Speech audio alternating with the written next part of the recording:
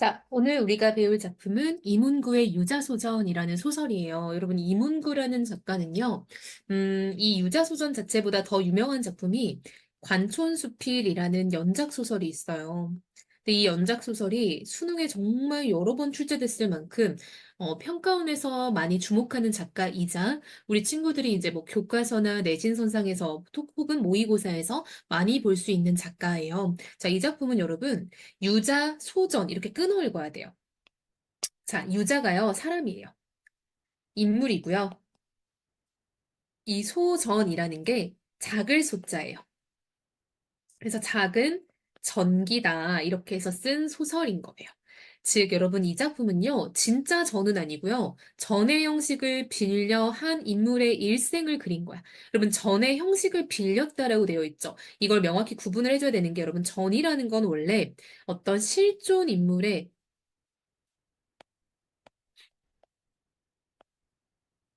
일대기를 기록하고 마지막에 그거에 대한 평가를 담은 글을 우리가 전이라고 해요. 근데 여러분 얘는 소설이니까 실존 인물이 사실 아니어야 하죠. 허구적 이야기인 거야. 그러니까 형식을 빌렸다. 이걸 우리가 빌릴 차, 쓸 용 써서 차용했다라고도 쓸 수 있겠죠. 근데 여러분 얘는 좀 아이러니하게 이 유자가 실제 작가인 이문구가 아는 실존 인물을 모티프로 만든 인물이에요. 그래서 원래는 소설이니까 허구의 이야기인 건데 여기서는 이제 진짜 이문구의 지인으로 소설을 썼다라는 거죠. 근데 여러분 유자가 사람의 이름은 아니고요. 원래는 유재필이라는 인물인데 이 사람이 너무 훌륭한 사람이어서 공자, 맹자 이런 사람처럼 자자를 붙여서 유자라고 해요. 유자. 소전이라는 건 작은 전기니까 전의 형식을 지금 차용하고 있다라는 거 우리가 알 수 있겠죠?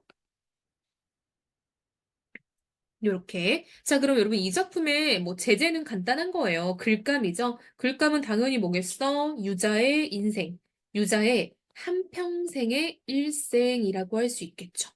자, 주제는 이제 이걸 통해서 무슨 얘기를 하려고 하는지를 우리가 좀 염두에 두고 읽으면 좋을 것 같아요. 자, 만약에 이 작품하고 조금 연관돼서 읽을 작품이 있다. 성석재의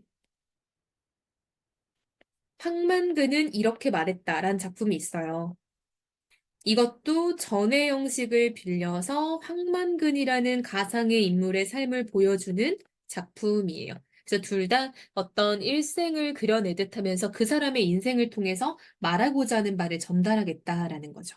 자, 그럼 우리가 한번 읽으면서 정리를 해볼게요. 자, 과연 이 부분은 어떤 부분인지. 자, 한 친구가 있었다. 누군지 우린 바로 알겠죠? 유재필이겠죠. 그쵸? 서술자 입장에서. 근데 그는 그냥 보면 그저 그렇고 보통 사람에 불과한 친구였대요. 그러나 여느 사람처럼 이 땅에 그런 사람이 있는지 마는지 하게 그럭저럭 살다가 재물에 흐지부지하고 몸을 마친 예사 허릅숭이는 아니었다. 여러분 재물에는요, 뭐 제 스스로 이런 느낌인 거예요. 여러분 이게 이문구의 특징인데 이문구가 좀 어려운 약간 한문투의 말 혹은 옛날 말을 되게 많이 써요. 그래서 우리 친구들 여기서 또 어휘 문제 같은 것들도 나올 수 있으니까 어려운 용어들은 체크해놓고 봐야겠죠. 이런 거는 심지어 교과서에서 뜻풀이를 해주고 있는 그런 어휘니까 친구들이 잘 알아놓으면 좋을 것 같아요. 허릅숭이는 이제 약간 좀 허접한 사람 이런 느낌인 거죠. 약간 좀 헐렁한 사람, 헐랭이 이런 느낌이에요. 그의 이름은 유재필이다. 그쵸? 우리 알고 있었죠? 그의 이름은 유재필이고요. 1941년 홍성군 광천에서 태어나 보령군 대천에 와서 자라고 배웠다. 그리고 그 나머지는 서울에서 살았다. 그는 어려서부터 타고난 총기와 숙기로 또래에서는 별중 맞고 여러분 별중 맞다라는 거는 매우 별스럽다. 즉 유별나다. 유별나다라는 뜻이에요. 무리에서 두드러진 바가 있어. 비색한 가운 이런 비색은요. 운세가 막혔다 이런 말인 거예요. 그러니까 한마디로 운이 안 좋은 가운과 불우한 환경 속에서도 여러모로 일찍 터득하고 앞서 나아감에 따라 소년 시절은 장이 숙성하고 청년 시절은 잠옷 노련하고 장년에 들어서는 속절없이라는 거는 어찌할 도리 없이 뭐 소용없이 이런 느낌인 거죠. 속절없이 노성하였으니 무릇 이것이 그가 보통 사람 가운데서도 항상 깨어있는 삶을 살게 된 바탕이었다라고 해서 여러분 이 부분은 지금 유재필의 삶에 대한 유재필의 내력에 대한 소개가 지금 이어졌죠. 이 사람의 일생을 굉장히 압축적으로 제시했어요. 이런 거 우리가 요약적 제시, 압축적 제시라고 충분히 할 수 있겠죠. 유재필이 어린 시절엔 이랬고 작년기엔 이랬고 이런 말까지 해준 거니까요. 그의 생애는 풀밭에서 뚜렷했고 숲밭에서 우뚝하였다. 한마디로 되게 눈에 띄는 사람이었다라는 거죠. 그는 애초에 심성이 밝고 깔끔하였다. 우리 이런 부분 잘 한번 볼까요? 자, 뭐냐면요. 쌤이 딱 빨간색으로 계속 꾸준하게 표시를 할게요. 자, 그는 애초에 심성이 밝고 깔끔하였다라고 유재필의 성격을 대놓고 말해준 거예요. 이런 거 우리가 직접적으로 제시해줬다라고 합니다. 근데 그 사람이 밝은 걸 에피소드로 말해줄 수도 있잖아. 예를 들면 우리가 아이유에 대해서 얘기할 때 아이유는 단단한 사람이다. 이러면 그냥 말해주는 거예요. 근데 아이유가 단단하다고 느낀 나의 어떤 계기가 있는 거지. 아이유가 어느 날 뭐 악플을 한 1000개를 읽었는데 표정 하나 변화 없이 그거에 대해서 신경 쓰지 않는다고 말하더라. 라는 거는 우리가 아이유의 모습을 묘사한 거죠. 근데 거기서 아이유는 단단한 사람이구나를 떠올릴 수 있죠. 이런 건 우리가 간접 제시, 묘사를 통한 제시라고 하는 거예요. 그래서 이거는 직접 제시니까 말하기 기법이라고도 해요. 성격을 말해준다는 거죠. 그걸 우리가 영어로 텔링 기법이라고 하고요. 이런 거는 그냥 설명을 해줬다라고 해서 설명적 제시 방법이라고도 하고요. 그냥 성격을 딱 요약적으로 알려줬다라고 해서 요약적 제시라고도 해요. 반대말은 간접 제시, 보여주기, 쇼잉, 극적 제시, 장면적 제시라고 하는 거예요. 이게 이제 우리가 고등부에서 처음 배우는 개념들이죠. 중학교 때까지는 안 나왔던 거예요. 자, 매사에 생각이 깊고 침착하였으며 마찬가지죠, 여러분. 성품이 곧고 굳은 위에 몸소 겪음한 바와 힘써 널리 보고 애써 널리 들은 것을 더하여 스스로 갖추어진 줏대와 나름껏 이루어진 주견으로 갈피 있는 태도를 흐트리지 아니하였다라고 서술자가 그냥 다 알려주는 거죠. 그러므로 주변머리 없이 기대거나 자발머리 없이 나대어서 남을 패롭히거나 누를 끼치는 자, 여러분 이런 게 바로 유자가 싫어하는 인물 유형이에요, 여러분. 주변머리라는 거는 약간 일하는 재주거든요. 그래서 일하는 재주 없이 남한테 기대는 사람, 즉 너무 의존적인 사람을 말하는 거죠. 약간 그러니까 자기가 할 일을 자기가 하지 않고 남에게 기대는 혹은 자발머리 없이라는 건 약간 참을성이 없다 이런 느낌인 거예요. 자발머리 없다라는 거는 참을성 없이 나대는 사람. 남을 괴롭힌다라는 건 여러분 남에게 어떤 귀찮게 하는 그런 사람을 말하는 거예요. 누를 끼치는 자는 반드시 장마의 물걸레처럼 쳐다봤대요. 장마의 물걸레처럼 지규법이죠. 즉 장마는 비가 많이 오잖아. 물걸레가 필요 없죠. 마른 걸레가 필요하잖아. 즉 어떤 쓸모없는 존재처럼 쳐다보기를 한결같이 했대요. 그러니까 이런 사람 되게 싫어했다는 거야. 분수 없이 남을 제치거나 밟고 일어서서 섣불리 무엇인 척하고 으스대는 자 이런 사람도 유자가 되게 싫어하는 사람이거든요. 근데 그런 사람을 삼국지에서 조조망하기를 기다리듯 봤대요. 이것도 역시 지금 비유적 표현인 거죠. 매양 속으로, 매양은 여러분 항상이란 뜻이에요. 속으로 밑줄을 그어두다라는 거는 마음속에서 밑줄 긋는다는 게 이꼴 강조한다는 거잖아요. 그래서 강조하기에 소홀함이 없었대요. 또 모름지기, 세상의 일에 알면 아는 대로 힘지게 말하고 모르면 모르는 대로 수치게 말아요. 여러분 수치게 말하다라는 건요. 약간 순박하고 인정 있게 말하는 거예요. 그런 게 마땅한 자림에도 불구하고 어딘지 떳떳지 못하게 주눅부터 들어서 좌우의 눈치에 딱 부러지게 흑백을 못하는 사람. 그러니까 뭔가 약간 좀 소심하고 지 할 말 못하는 사람도 싫어했다는 거야. 그런 사람들이 있다면 마치 말만한 딸을 서울 가게 하는데 힘입어 그날로 이잣돈을 놓는 매몰스러운 구두쇠를 붙이죠. 이게 무슨 말이냐면요. 딸이 서울로 시집을 가요. 잠시만요. 쌤 애플 펜슬이 지금 배터리가 없네. 자, 쌤이 애플 펜슬 충전을 하고 왔어요. 자, 서울로 결혼을 가는 거야, 딸내미가. 근데 어떤 구두쇠 아버지가, 딸내미 가면 사실 슬퍼야 되잖아. 근데, 그러면서 약간 그 결혼을 통해서 돈을 취한 거예요. 즉, 경제적인 이득까지 보는 거야. 그거 이제 이자 돈을 놓는 이런 느낌인 거죠. 그러니까 거의 딸을 팔아먹는 결혼인 거야. 이제 그런 아빠 어때? 진짜 나쁜 아빠지. 그런 나쁜 아빠를 보듯 가래침을 멀리 뱉기에 이력이 났다. 즉, 한마디로 유자가 이런 사람 너무 싫어해서 마치 딸 팔아먹는 아버지처럼 봤다는 거야. 그만큼 싫어했다는 말인 거예요. 그의 됨됨이는 물론 그것이 전부는 아니었다. 채취는 그윽하고 채우는 따뜻하며 체질이 묵중한 사내였다. 또한 남의 아픔이 자신의 아픔임을 깨달아 아픔을 나누고 눈물을 나누되 자기가 아는 바 사람 사는 도리에 이르기를 진정으로 바라던 위인이었으니 짐짓 저 옛말을 빌려서 말한다면 여러분 이게 뭐야? 인용하는 거죠. 그야말로 때 아닌 특립독행의 돌출이요. 이른바 세상 사람들의 걱정거리를 그들보다 앞서서 걱정하고 세상 사람들이 즐거움을 본 연후에야 즐거움을 누린다라는 게 여러분 우리가 선, 우, 후, 락이라고 하는데요. 이게 옛날 사대부들의 정신이었어요. 한마디로 이렇게 사대부적인 정신, 즉 선비적인 덕량의 본보기를 가지고 있는 사람이 바로 누구였다? 유자였다라고 지금 서술자가 이야기를 하는 부분이에요.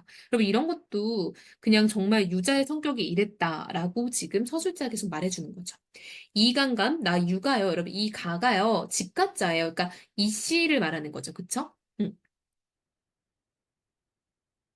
집가짜라기보다는 약간 이제 부를 때 쓰는 말로 봐야 될 것 같다. 그쵸? 그러니까 너 이씨야, 나 유씨야 이렇게 해서 이제 자기를 이제 좀 칭했던 말인 거죠. 그가 내게 전화를 할 때마다 매번 거르지 않는 첫마디였다. 그렇지만 유가는 이미 다른 사람을 잃은 말이었다. 그는 유자였다. 여러분 이게 무슨 말이냐면요. 본인은 늘 유가라고 말하지만 내가 봤을 때 그 유가는 이 사람이 아니었다. 이 유재필은 유자, 즉 더 대단한 사람이었다라고 지금 친구를 매우 존중해서 높여서 지금 표현하고 있는 거예요.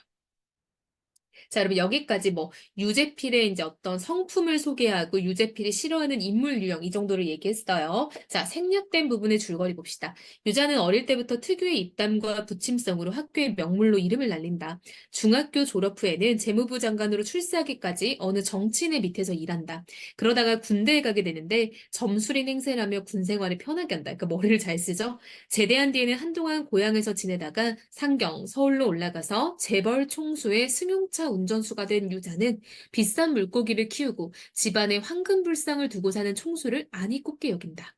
그러다 결국은 그룹의 노선 상무로 좌천되는데 좌천 한마디로 쫓겨나는 느낌인 거죠. 그는 한마디의 불평도 입에 올리지 않았다. 그리고 분명한 사리분별력과 특유의 융통성을 발휘하여 말썽 많은 교통사고를 원만하게 해결해 나간다.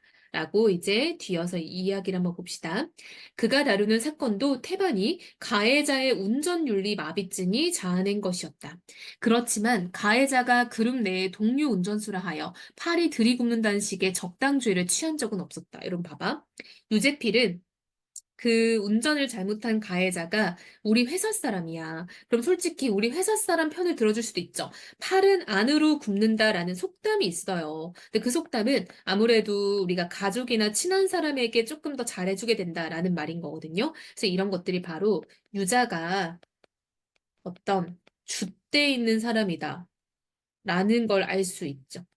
이 사람은 친한 사람이라고 해서 봐주고 이런 게 없었다는 거야. 무조건 원리 원칙대로. 다만 사건 처리에 필요한 서류를 갖추기 위해 신상기록대장에 있는 주소를 찾아가 보면 일수 비탈진 산꼭대기에 더댕이진 무허가 주택에서 근근히 새빵살이를 하는 축이 많았고 한마디로 여러분 이거 뭐야? 그치. 가난하게 살고 있는 사람들이 매우 많았다는 거예요.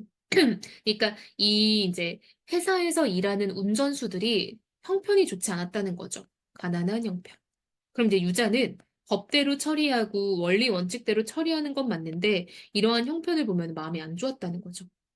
더욱이 인건비를 줄이느라고 임시로 쓰던 스페어 운전수들이 사는 꼴이 말이 아닐 때는 그 운전사의 자질 여부를 떠나서 현실적인 딱한 사정에 괴로워하지 않을 수가 없었던 것이다. 여러분 봐봐. 즉 유자는요, 이렇게 힘들게 사는 사람들을 보면은 운전을 잘못한 건 사실 맞지만 마음이 너무 안 좋았다는 거죠. 그쵸? 그 유자의 어떤 여린 마음, 남을 약간 연민을 가지는 그런 마음, 따뜻한 마음의 소유자였다는 걸 알 수 있죠?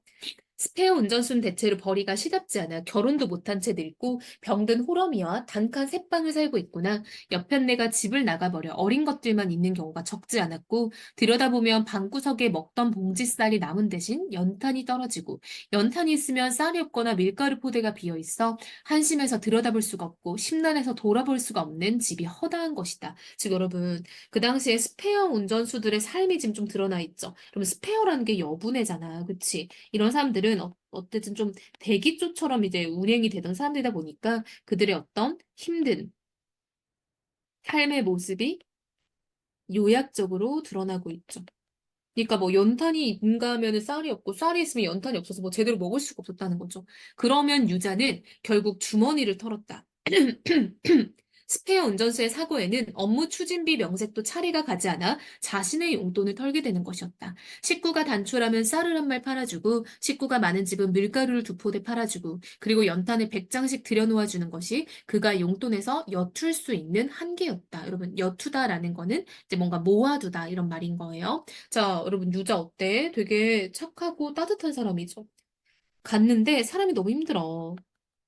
힘들게 사는 걸 보면은 도와주고 싶어서 자기의 돈을 털어서라도 도와줬다라는 거죠.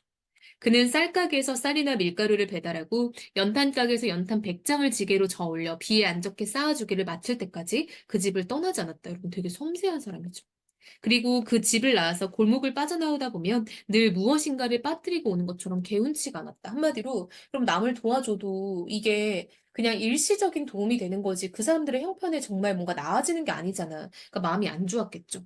그는 비탈길을 다 내려와서야 그것이 무엇이라는 것을 깨닫곤 하였다. 산동네 초입의 반찬 가게를 보고서야 아까 그 집에 부엌에 간장밖에 없었던 것이 뒤늦게 떠오른 것이다. 그러면 다시 주머니를 들였다. 여러분 돈 다 털어서 사주고는 반찬도 사주고 싶어서 또 주머니 털었다는 거야. 그가 반찬 가게에서 집어드는 것은 맨날 얼간하여 엮어놓은 새끼굴비 두름이었다. 바다와 연하여 사는 탓에 밥상에 비린 것이 없으면 먹어도 먹은 것 같지 않아 하는 대천 사람의 속성이 그런 데서까지도 드티다라는 건 여러분 드러나다 이런 느낌인 거예요. 드티였던 것이다. 즉 여러분 유자의 고향이 대천이잖아. 대천이 바닷가거든요. 그러니까 바닷가 사람답게 반찬을 고를 때도 이런 굴비, 생선을 좀 고르게 된다. 이런 말이죠. 도로 산비탈을 기어 올라가서 굴비두름을 개 안 닿게, 고양이 안 닿게 야무지게 내달아주면서 부엌에 제우 지랑배기 옵으니 배비구, 수제비구, 건건이가 있어야 넘어가지요라고 말하죠. 여러분. 제우라는 거는 겨우죠, 겨우. 그 다음에 이제 지랑이라는 거는 간장. 부엌에 겨우 간장밖에 없으니 밥이고 수제비고 건건이라는 건 어떤 반찬이에요. 반찬이 있어야지 밥을 먹주라고 얘기하는 거죠. 여러분 유자는요. 방언을 사용하고 있죠. 자, 여러분 이렇게 사투리, 방언을 사용하니까 되게 실감나죠. 그래서 약간 좀 현실감이 있고요. 뭔가 진짜 우리 세상에 사는 사람 같잖아. 친근감이 느껴지는 그런 존재죠. 탄불에 거 자시던지 뱁솥에 처 자시든지 하며 생긴 건 오죽잖아도 노인네 입맛에 그냥저냥 먹어볼만 할 거유 라고 말하죠. 쌀이나 연탄을 들여줄 때는 회사에서 의뢰 그렇게 돌봐주는 것이거니 하고 멀건 눈으로 쳐다만 보던 노인도 그렇게 반찬거리까지 챙겨주는 자상함에는 그가 골목을 빠져나갈 때까지 눈시울을 적시고 있는 것이 보통이었다. 즉 여러분, 그러니까 이 사람들도 처음에는 회사에서 챙겨주는 건 줄 알고 그렇군 하고 있었는데 이제 유자가 반찬까지 챙겨서 이렇게 말하는 걸 보니까 되게 감동을 받았다라는 거 알 수 있겠죠. 자, 여러분 여기까지가 어떤 에피소드죠? 한마디로 유자가 어떻게 살고 있는지를 좀 알 수 있는 부분이에요. 유자의 삶의 모습. 그 중에 하나는 힘든 사람들을 보면은 지나칠 수가 없는 어떤 따뜻한 그런 사람이다라는 거 알 수 있겠죠. 따뜻한 성품의 소유자다라고 정리하면 되겠죠? 자, 이어서 볼게요. 그가 노선 상무로 나간 초기에는 피해자 가족들에게 속절없이 봉변을 당하기 바빴다, 여러분. 왜냐면, 이제 회사에서 차를 운전하는데, 차를 사고 낸 사람들이 우리 회사 사람들인 거야. 그럼 피해자는 뭐 길 걷던 사람이거나 맞은편 차량이겠죠. 근데 그러다 보면 진짜 뭔가 약간 좀 많이 다칠 때도 있고 죽을 수도 있잖아. 사망자 사고가 난 때는 더욱 그리하였다. 운전수가 연행되어 조사를 받고 있거나 아예 달아나 버려서 분풀이를 하고 싶어도 상대가 없어서 앙앙불락하던 차에 사고를 낸 회사에서 사고 처리반이 나왔다고 하면 대개는 옳거니 때 맞춰 잘 만났다 하고 떼거리로 달려들어 덮어놓고 멱살 잡고 주먹 휘두르고 보는 것이 예사였다. 즉 한마디로 노선 상무가 된 다음에는 유재필이 이렇게 피해자 가족들에게 봉변을 당할 수밖에 없었다는 거죠. 회사 사람을 대표해서 오다 보니까 이제 그 가족들은 아무래도 여러분 그렇죠. 가족이 죽거나 다치거나 이러면 얼마나 원망스럽겠어. 나중에는 사람을 잘못 알고 실수했노라고 사과하고 일을 처리한 대로 싹싹하고 상냥하게 협조하는 위인일수록 처음에는 흥분을 가르지 못해 사납게 부르대고 날뛰는 편이었다. 야, 너 흥분은 놀부같이 잘 산 형이라도 있어도 매풍 팔고 살았다지만 너는 뭐야? 못 사는 운전수를 동료라고 둔 값에 매품이나 팔며 사거라. 그거야? 너야말로 군사정변이 나서 구정권의 거물비서 자격으로 끌려가서도 볼탱이 한 대 안 줘베키고 내 발로 걸어나온 물건인디 말이여. 그런데 이제 와서 남의 영안실이나 찌욱거리며 잠삼이사한테 농자 소리 듣는 것도 감안해서 주먹질에 자빠지고 발길질 엎어지고 하니 네가 그러고 댕긴다고 상무 전무가 악가진 끼값을 물어주되 사장회장이 떨어져 바친 단축값을 보태주되 라고 지금 얘기를 하는 거죠 스스로. 그러니까 내가 이렇게 살고 있는데 내가 이렇게 힘들게 살아도 누가 알아주냐 이거야. 즉 한마디로 상무 전무가 알아주겠냐 사장 회장이 알아주겠냐라고 스스로 약간 아휴 하고 한탄하는 거죠. 그쵸? 사대부 가문을 자랑하시던 할아버지가 너버러 인양 내매 아랫도리로만 돌며 살라고 가르치셨네. 동경 유학 출신의 아버지가 동네북으로 공매나 맞고 살라고 널 낳아놓으셨네. 너도 처자가 있는 몸이 이게 뭐야? 아유 내 신세도 참 이라고 자기 스스로 이렇게 얘기하는 거예요, 여러분. 이게 누가 하는 말이 아니라요. 이게 유자가 스스로 한탄하고 있는 거예요. 야, 너 이거 넌 누구야? 유재필 말하는 거야. 자기 자신이에요. 그러니까 흥부는 놀부한테 얻어맞으면 돈이라도 받았지. 나는 지금 뭐 하고 사는 거냐라고 얘기를 하는 거죠. 그래서 피해자한테 처음 맞으면서 살면은 우리 할아버지랑 아버지가 참이나 나를 아주 그냥 자랑스러워 여기겠다 이런 말인 거죠. 세상사랑 대저 궁죽통이란 곰곰이 생각해보니 사나운 일은 그저 예방이 제일이었다라고 했어. 궁하면 통한다. 즉 힘들면 통하게 돼 있다라는 거야. 그가 찾아낸 예방책은요. 그가 먼저 선수를 쳐서 저쪽에 예봉이라는 거는 어떤 공격이에요. 공격을 피하자는 것이었다. 그는 실천을 했다. 사망자의 빈소가 있는 병원에 영안실을 가면 처음부터 신분을 밝히지 않고 그는 빈소의 형식이 불교색인지 기독교색인지 살피지도 않고 우선 고인의 영정에 절부터 제례적으로 하고 꿇어앉아 손수건으로 눈자위를 눌러가며 눈시울을 훔쳤다. 막 우는 거야. 눈물 같은 건 비칠 생각도 않던 눈도 그렇게 거듭 귀찮게 하면 진짜로 눈물이 있었던 것처럼 보이기가 쉬웠다. 또 그렇게 흉물을 떨며 여러분 이 흉물을 떤다라는 거는 약간 좀 척한다 이런 말인 거예요. 한마디로 어떤 이제 의문스러운 짓을 하면 이런 느낌이야. 즉, 그러니까 속셈을 가지고 행동을 하면 상가에 친인척 중에서 나이살이나 된 사람이 다가와 어깨를 다정히 흔들며 달래기도 했다. 일은 어차피 당한 일인데 애통이 한데 무슨 소용이 있겠느냐. 그만 마음을 가라앉히고 저리 가서 술이나 한잔 하세요라고 말하는 거죠. 한마디로 여러분, 이게 바로 유자가 찾아낸 예방책인 거야. 즉, 유자가요, 이제부터는 그 운전수 회사에서 나왔습니다. 라고 얘기를 안 하고요. 일단 가서 졸라 울어. 졸라 울면은 이제 그쪽 가족 사람들이 어머 저 사람 되게 친했었나 봐. 뭐 이러면서 아유 그만 우세요. 이렇게 되는 거죠. 그렇게 해서 이제 일부러 약간 그 가족들에게 조금 마음을 얻은 뒤에 이렇게 한다는 거죠. 에이 죽일 놈들 암만 운전지를 처먹고 사는 막대 먹은 것이라도 그렇지 어쩌자고 이런 짓을 하는 거 이 죽일 놈들 하면서 운전수를 막 욕하는 거예요. 두툼하게 장만에 간 부의를 하고 물러나면 아까 어깨를 흔들어 달래던 사람이 술상으로 안내를 했고 또 대개는 그 사람이 마주 앉아 술을 권하는 것이었다. 서로 잔을 건네고 담뱃불을 나누고 하면서 서너 순배쯤 하고 나면 궁금한 쪽은 그쪽이라 실례입니다만 죽은 사람하고는 어떤 관계인지 하고 물어보는 거죠. 그러면 그제서야 앉음새를 고치면서 정중하게 명함을 내밀었다. 이 명함이 뭐야? 그 운전수들이 사고를 내면은 그 사고 처리하러 나오는 회사 사람이라는 명함인 거죠. 이왕에 손님 대접으로 술까지 건커니 작거니 해온 사이인데 새삼스럽게 술상을 걷어차며 대거리를 하려 든다면 이미 경위가 아닌 것이었다. 한마디로 여러분, 앞에서 유재필이 이렇게 싹 따라가지고 막 슬퍼하는 척하고 이러면은 나중에는 이 정체를 알고 나서도 가족들도 뭐라고 못한다는 거죠. 비록 성질이 불같은 사람이라 하더라도 때를 이미 놓친 것이다. 이게 유재필의 꾀인 거죠. 그뿐 아니라 사고 처리반이 나왔다는 말에 가만두지 않을 작정으로 눈을 홉뜨며 다가오는 이가 있으면 중간에 서서 불성사나운 일이 일어나지 않게 하는 책임의식이 들기도 하는 모양이었다. 그러므로 그가 빈소에서 물리적인 대우를 면치 못했던 것은 노선상무 초기에 얼마 동안에 지나지 않았던 것이다. 여러분, 이 물리적인 대우라는 거는 맞는 거 말하는 거예요. 처맞는 거. 가족들에게, 피해자, 가족들에게 맞는 거. 맞은 거, 이런 것도 말고, 때린 거를 맞았잖아요. 그쵸? 근데 그것도 초기에 얼마 동안에 지나지 않았다라는 거는 이제 시간이 지나면서 다 터득을 했다는 거야. 시간이 지나면서 다 피해가게 됐다라는 거죠. 그러니까 유재필이 참 머리를 많이 쓰고 똑똑한 사람인 거죠. 그쵸?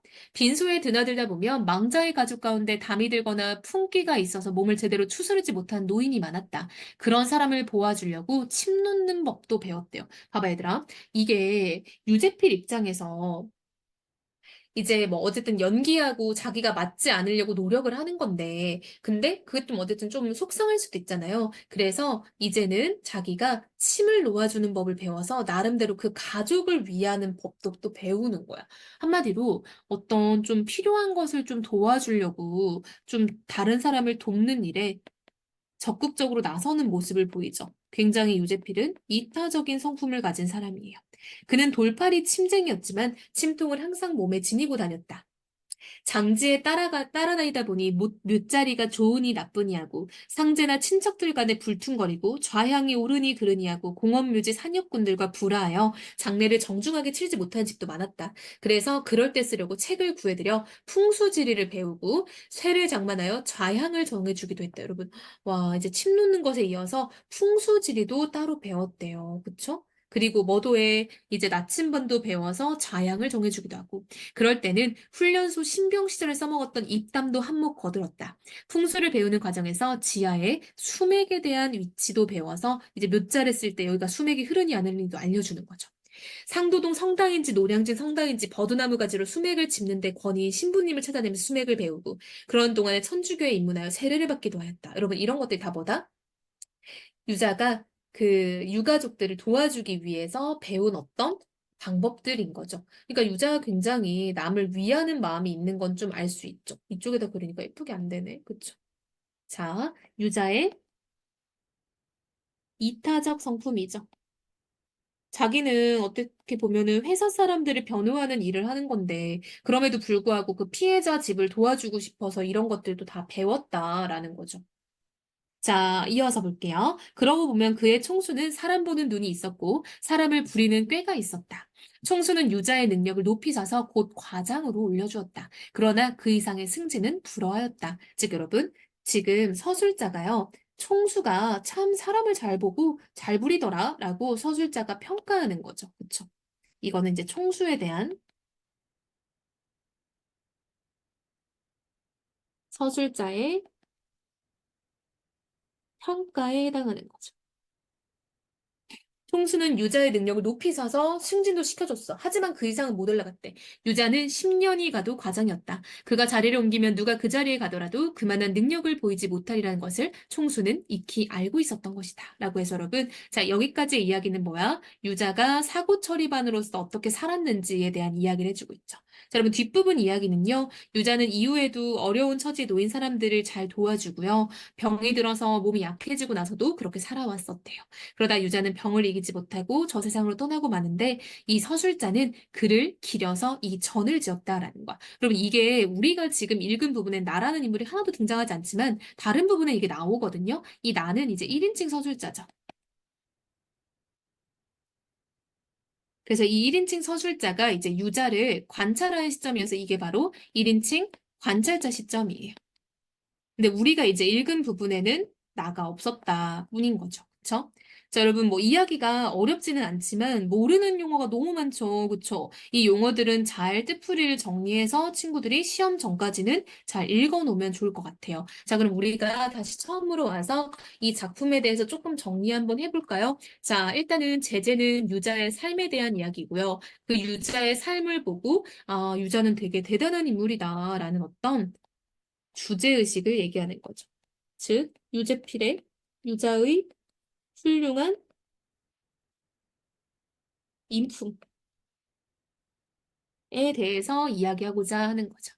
그래서 여러분 이 작품은 또 이제 그 유자가 말하는 부분에 보면은 막 사투리를 많이 쓰죠. 방언을 사용하니까 현장감도 있고 뭔가 좀 친근감도 있고 이런 것도 체크하면 좋겠죠. 자, 여러분 소설은 흐름이 기니까 꼭 끝나고 나서 덮지 말고 한 번 더 읽어봐서 모르는 부분 있으면 쌤한테 꼭 질문을 해야 합니다.